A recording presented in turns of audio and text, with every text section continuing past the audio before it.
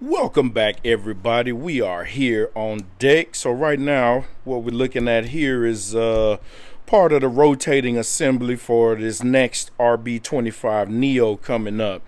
So we've already gone ahead and gapped our rings, put the rings on the pistons, and installed the pistons on the rods. So speaking on that, it's some nice little cool features I'll share with everybody about some of these pistons and things as I come across them in the different builds that I put together.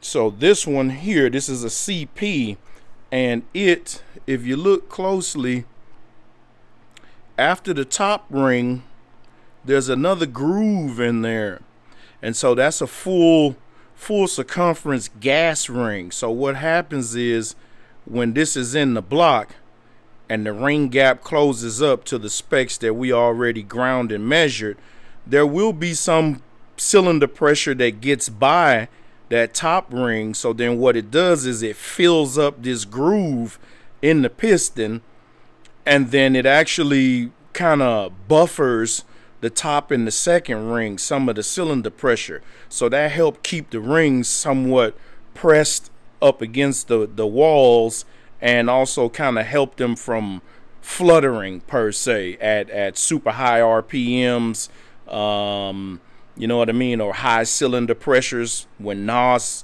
hits a big pressure spike or something like that. So it just helps to stabilize the piston.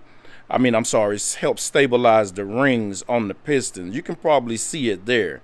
So you got your first groove, and then there's a groove in between that second ring. You can probably see it off to the left. If you look to the left of screen of the piston, you'll see the groove there. So that's a full circumference gas ring.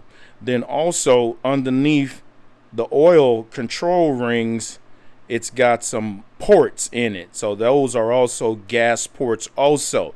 So then the crankcase pressure coming up from the back side or the bottom side, your crankcase, not the cylinder pressure. So this will be crankcase pressure, will actually help, and because this will be the bottom side in the bore going up and down, so you'll develop crankcase pressure below the bottom side of the piston, and then that'll actually help and push the expander out against the bore also, and that'll help with oil control. So you'll have some expander rings that actually have a, what would you call it, like a kind of like a backside to them, to where the actual ring kind of sits in the groove per se, and actually the expander will put tension on, the top and bottom of the oil control ring. These don't have that, which is pretty much a standard type of oil control ring, but some of them do have that. I don't know if I'm explaining that quite right, but those that know, and those can be tricky putting them in, because you'll think that the top and bottom is sitting in the groove, but then when you go to tap it in, sometimes they'll pop out on you, and you'll fuck around and bend it.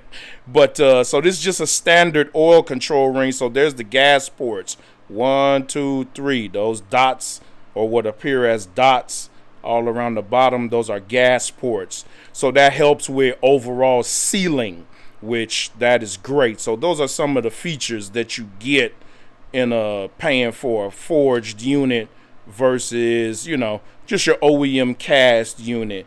And if you look down in there too, you can see how meaty it is towards the bottom of the, the pin boss and that square chunk. Let me see if these will stand up. You probably won't stand up, but you can see. So in here, whoopsies, in here, this piece right here, if you look down where my finger is, you can see how that's kind of beefed up. There it is. And then you can also see the gas ports in there. So yeah, just a quick little insight into some of the things that are some of the improvements that you also get when you step up to a forged piston. And obviously you can see we got the manly rod. So yeah, man, That's what's up. So we about to get ready to put these slugs on in there. I'll turn you on when we got some more. Until then, I'm out of here. Later.